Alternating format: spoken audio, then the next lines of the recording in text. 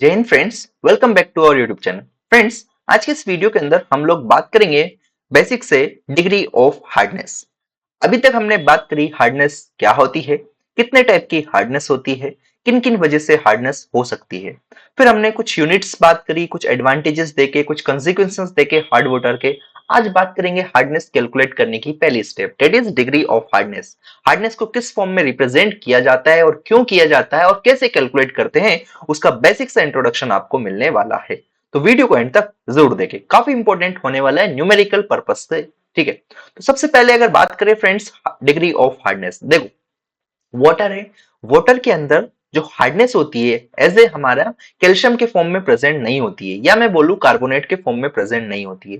जैसे कि यहाँ पर लिखा हुआ है, अगर आप इसको देखेंगे तो और अच्छे से आपको ये क्लियर हो जाएगा।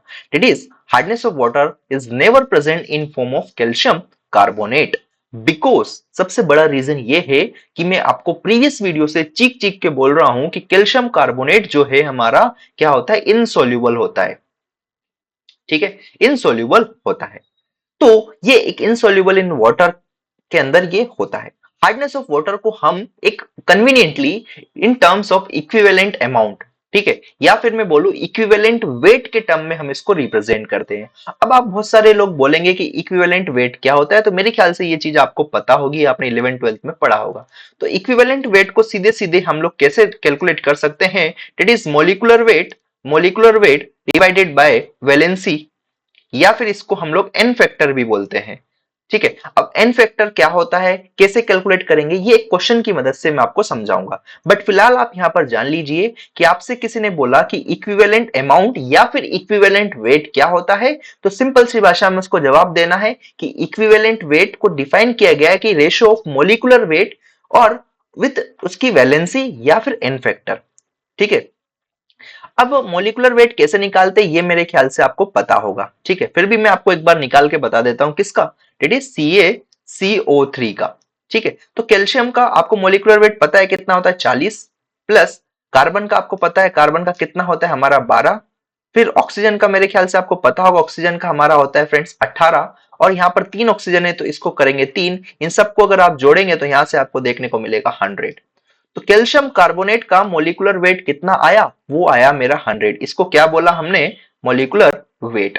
साथ में फ्रेंड्स यहां पर मैं आपको जस्ट इसका बता देता हूं कि इसका एन फैक्टर का जो वैल्यू है, मेरा एन फैक्टर कितना होता है, 2 होता है। किसका, कैल्शियम कार्बोनेट का। कैसे कि आपने देखा होगा Ca+2 होता है और CO3-2 भी होता है। ठीक है, तो ये Ca+2 और CO3-2 जो है, तो ये इसका एन फैक्टर हो गया, किसका, कैल्शियम कार्बोनेट का। सिंपल सा समझिएगा, ज्यादा लॉजिक यहां पर मैं नहीं दूंगा, बहुत सारा कॉम्प्लिकेटेड चीजें हो जाती है क्योंकि ये काफी 11 12 में काफी पढ़ाया जाता है। ठीक है, फिलहाल हमको इंजीनियरिंग केमिस्ट्री के पर्पज से पढ़ना है, तो इतना ही है कि कैल्शियम कार्बोनेट का एन फैक्टर कितना है, 2 है। तो यहां पर सीधे सीधे इसका इक्विवेलेंट वेट निकाल सकते हैं क्या हम। इक्विवेलेंट वेट कितना आएगा friends, molecular weight that is मेरा 100 डिवाइडेड बाय 2 कर दूंगा, क्योंकि ये मेरा एन फैक्टर हो गया, तो यहां से मेरा आ जाएगा 50। तो आप कल से कोई भी आपसे बोलेगा कि किसी भी कंपाउंड का आपको मोलिकुलर वेट या फिर इक्विवेलेंट वेट निकालना है, तो आप निकाल देंगे ना। ठीक है, आपको पता होना चाहिए पर्टिकुलर एक एक जो हमारे एलिमेंट्स है उनका मोलिकुलर वेट कितना है, उसको सबको जोड़ देना साथ में, फिर आपको ये पता चल जाएगा एन फैक्टर का वैल्यू। या फिर नेक्स्ट वीडियो में जब एक क्वेश्चंस कराऊंगा उसकी जगह आपको उसमें सारे एन फैक्टर्स और ये आपको इक्विवेलेंट वेट एक जगह मिल जाएंगे, तो आप कुछ स्पेशल जो कि ज्यादातर आते हैं, रिपीट होते हैं, उनको याद भी कर सकते हैं। ज्यादा दिमाग, ज्यादा लॉजिक नहीं लगाना है। ठीक है, क्योंकि हमको एग्जाम अच्छे से निकालना है बस। आगे बात करते हैं, तो ये चीज मेरे ख्याल से आपको क्लियर हो गई कि कैसे हमने इक्विवेलेंट वेट कैलकुलेट किया और इक्विवेलेंट वेट क्या होता है। आगे अगर बात करें फ्रेंड्स, तो आपने सर अब बोलेंगे कि सर आप बोल रहे हैं कि हार्डनेस जो रहती है वाटर के अंदर वो कैल्शियम कार्बोनेट की वजह से नहीं होती है, तो फिर हम लोग हार्डनेस को इसके फॉर्म में रिप्रेजेंट क्यों करते हैं। तो फ्रेंड्स इसके पीछे का सिंपल सा कारण ये है कि हार्डनेस को हम लोग कैल्शियम कार्बोनेट के फॉर्म में रिपोर्ट इसलिए करते हैं कि वो हमारे लिए आसान बन जाता है। क्योंकि अभी मैंने आपको बताया कि इसका मोलिकुलर वेट एग्जैक्टली 100 होता है और इक्विवेलेंट वेट हमारा 50 हो जाता है, क्योंकि इसका एन फैक्टर या वैलेंसी हम लोग ऐसे कहें तो +2 या 2 रहता है। ठीक है, साथ में फ्रेंड्स ये इनसोल्यूबल होता है, मैंने आपको ऑलरेडी बताया है, जिसकी वजह से ये आसानी से प्रेसिपिटेट हो जाता है किसी भी बीकर के अंदर या बॉयलर के अंदर। ठीक है, तो वहां से हम लोग ट्रीटमेंट में भी इसका यूज कर सकते हैं। ठीक है, ऑल राइट, ये बिल्कुल बेसिक सी बात हो गई।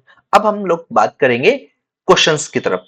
देखो, सीधी सीधी मैंने कहा है कि यहाँ पर CaCl2 ये क्या है फ्रेंड्स, मैंने आपको बताया कौन सी हार्डनेस हो गई, परमानेंट हार्डनेस, क्योंकि क्लोराइड्स और सल्फेट की वजह से जो हार्डनेस होती है वो हमारी होती है परमानेंट हार्डनेस, और कार्बोनेट और बाइकार्बोनेट की वजह से हार्डनेस होगी तो वो क्या होती है, वो हमारी होती है टेम्परेरी हार्डनेस। ठीक है, तो ध्यान दीजिएगा यहाँ पर इन्होंने लिखा है कि let the water is hard due to presence of CaCl2, मतलब कि जो पानी है हमारा उसके अंदर हार्डनेस किसकी वजह से है, CaCl2 की वजह से, जो कि क्या है, एक प्रकार की परमानेंट हार्डनेस है।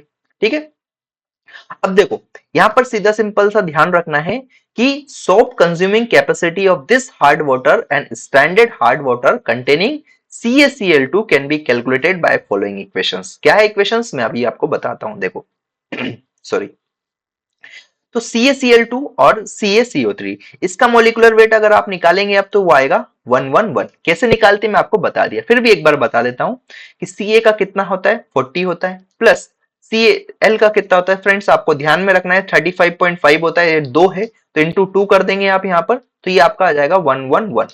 कैल्शियम कार्बोनेट का जस्ट मैंने निकाल के बताया था जो कि आपका 100 आ रहा था। ठीक है, तो इनकी जब रिएक्शंस होगी मतलब कि इसके कितना 111 बाय पार्ट बाय वेट इतना लगेगा, और कैल्शियम कार्बोनेट का 100 पार्ट बाय वेट लगेगा, तो उसकी वजह से यहां पर हमको एक कैल्शियम स्टेरेट, जो कि ऑलरेडी मैं आपको एक्सप्लेन कर चुका हूं कि सॉप कैसे बनता है, इट इज किस क्या प्रोसीजर है लेदर फॉर्मेशन, वो सारा हम लोग पहले ही बात कर चुके हैं। तो जब ये और ये दोनों रिएक्ट करेंगे, मतलब एक मोल इसका रिएक्ट करेगा, तब जाके हमारा कुछ देखने को मिलेगा। तो सिंपल सी बात, यहां पर आपको ध्यान में रखना है कि हार्डनेस कोसिंग सब्सटेंस क्या है, इसकी वजह से हार्डनेस हो रही है, तो इसकी वजह से कितनी हार्डनेस रहेगी वो हमको इसके फॉर्म में रिप्रेजेंट करना है। तो फ्रेंड यहां पर मैं आपको एक चीज बताता हूं, देखो डिग्री ऑफ हार्डनेस के अंदर कि 1 ग्राम मोल ऑफ CaCl2 रिक्वायर्ड है 1 ग्राम मोल ऑफ CaCO3 का। समझिएगा यहां पर अगर आप देख रहे हैं तो कि ये 1 मोल है किसका, CaCl2 का, जो कि रिक्वायर्ड है किसके लिए, जब दोनों 1 मोल इसका 1 मोल इसका जब दोनों रिएक्ट करेंगे तो वहां से हमको ये सॉप के साथ ये देखने को मिलेगा। ठीक है, ठीक है, फिलहाल ये जानिए। तो 1 मोल से 1 मोल बन रहा है। अब मैंने आपको बताया फ्रेंड्स कि CaCl2 का वेट कितना है, 111 है, इसका वेट कितना है, मेरा 100 है। तो मैं क्या कह सकता हूं, मैं यहां से बोल सकता हूं कि 111 ग्राम of CaCl2 required 100 gram of CaCO3। तो मैं कह सकता हूं कि यहां से कि 1 ग्राम CaCl2 मुझे कितना मिलेगा, यहां से 100 बाय 111 इतना ग्राम चला जाएगा, मतलब कि एक CaCl2 हमको इतना मिल रहा होगा कुछ। ठीक है, तो WCaCl2 के लिए मैं क्या कह सकता हूं, WCaCl2 जो कि इसकी यूनिट मेरे को मानो मिलीग्राम पर लीटर में दे देगा, तो ये जाएगा मेरा 100 डिवाइडेड बाय 1111 इंटू W। ठीक है, तो यहां से इस टाइप का रिलेशन आएगा जो कि मैं आपके लिए लिख के लाया हूं। देखो यहां पर सिंपल सी भाषा में इन्होंने कहा है कि 1 gram of CaCl2 is equals to 100 divided by this gram of CaCO3। ठीक है, अब मेरे को बोल दिया कि W milligram of CaCl2 is equals to 100 divided by this, मैंने अभी आपको बताया कि इसको डिवाइड करेंगे तो इतना मिलीग्राम ऑफ CaCO3 हो जाएगा। तो यहां से मैं लिख सकता हूं क्या कि hardness due to CaCl2 is equals to 50 upon 55.5 into W। तो मतलब सिंपल सी भाषा यह है कि अगर एग्जाम में आपको W दे दिया जाएगा, that is hardness due to, बोल दिया आपको हार्डनेस ड्यू टू CaCl2 जो है मानो 50 मिलीग्राम पर लीटर है, तो ठीक है, अगर W आपको बोल दिया है तो आप हार्डनेस निकाल सकते हैं क्या। ठीक है, तो यहां से पर सीधे सीधे W से मल्टीप्लाई कर दीजिए, आपका काम हो जाएगा। थोड़ा सा इसके अंदर एक करेक्शन कीजिएगा, इसको आप हटा दीजिएगा अभी। ठीक है, आपको ध्यान में रखना है कि W मिलीग्राम पर लीटर ऑफ CaCl2 की वजह से कितनी हार्डनेस आ रही है, तो वो इतनी आ जाएगी। अगर W की वैल्यू इसने 50 बोल दिया तो सीधे सीधे आपको क्या करना है, 50 इंटू 50 डिवाइडेड बाय 555, यहां से आपकी इतनी मिलीग्राम ऑफ हार्डनेस रहेगी, किसके मिलीग्राम पर लीटर ऑफ हार्डनेस होने वाली है CaCO2। ठीक है, इसका एक स्टैंडर्ड फॉर्मूला मैं आपको बताता हूं। देखो कि equivalent of calcium carbonate for hardness causing substance, कि इक्विवेलेंट आपको निकालना है किसके, कैल्शियम कार्बोनेट के, ठीक है, क्योंकि इसके फॉर्म में ही हम लोग रिप्रेजेंट करते हैं हार्डनेस को, ये ऑलरेडी मैं आपको बताया। तो सीधे सीधे आपको यहाँ पर equivalent weight of calcium carbonate रखना है, जो कि मैंने आपको कैलकुलेट करके बताया 50 होता है। इक्विवेलेंट वेट ऑफ CaCl2 रखना है, जो कि अभी हमने कैलकुलेट किया कितना होता है फ्रेंड्स, CaCl2 का अगर आप बात करेंगे तो 55.5 हो जाएगा, ठीक है। सीधा सिंपल सा यहाँ पर ये W की वैल्यू आपको गिवन रहेगी, पुट कर देना, आपको आंसर मिल जाएगा, that is equivalent of calcium carbonate मिल जाएगा, ठीक है, किसके लिए, हार्डनेस कोसिंग सब्सटेंस के लिए। जनरली इसका एक्सप्रेशन अगर मैं आपको बताऊं तो वो कुछ इस टाइप का हो सकता है, देखो, कि equivalents of calcium carbonate is equals to strength of hardness producing substance, जो कि हमारे केस में क्या है, CaCl2 था अभी। Chemical equivalents of calcium carbonate जो कि 50 है, आपको आ गया, इंटू 2 कर दे रहे हैं यहाँ पर। Chemical equivalents of hardness producing substance, hardness producing substance कौन सा है, फिर से ध्यान दीजिएगा, हमारा CaCl2 है। तो ये तो आपको गिवन रहेगा, ये वाला पोर्शन आपको क्या रहेगा, गिवन रहता है क्वेश्चंस के अंदर। कैसे रहेगा क्वेश्चंस में आपको बताऊंगा। तो यहां से जब आप सिंप्लीफिकेशन करेंगे, इसको मल्टीप्लाई करेंगे तो 100 हो जाएगा, यहां पर लिख दिए, डिवाइडेड बाय ये, that is 2 into chemical equivalents of hardness producing this, और यहां पर स्ट्रेंथ ऑफ हार्डनेस, और इसी चीज को दैट इज मैं बताऊं आपको 100 डिवाइडेड बाय 2 इंटू ये chemical equivalents of hardness producing substance, इसको बोल दिया गया है मल्टीप्लीकेशन फैक्टर, ठीक है। तो ये मल्टीप्लिकेशन फैक्टर हम लोग नेक्स्ट वीडियो के अंदर एक क्वेश्चंस करेंगे, उसके अंदर कैलकुलेट करना सीखेंगे।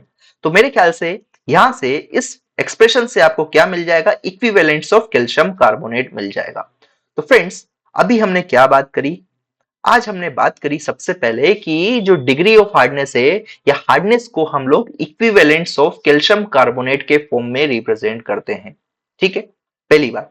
दूसरा, फिर हमने आपको ये एक फॉर्मूला बताया, उसका डेरिवेशन भी हमने आपको बता दिया। अब एक चीज आपके लिए नई होने वाली है, मल्टीप्लीकेशन फैक्टर। ये मल्टीप्लीकेशन फैक्टर आपको नेक्स्ट वीडियो में क्वेश्चंस की मदद से मैं आपको बताऊंगा बहुत अच्छे से, ठीक है। साथ में जो भी ये इक्विवेलेंट्स वेट है ना, इनकी भी कैलकुलेशन वहां पर आपको बताने वाले हैं, तो उस वीडियो को जरूर देखें, लिंक आपको आई बटन और डिस्क्रिप्शन में मिल जाएगी। So thank you for watching this video. अगर पॉइंट्स क्लियर हुए तो वीडियो को लाइक करें, शेयर करें, और नेक्स्ट वीडियो जरूर जरूर जरूर देखें। Thank you for watching this video again.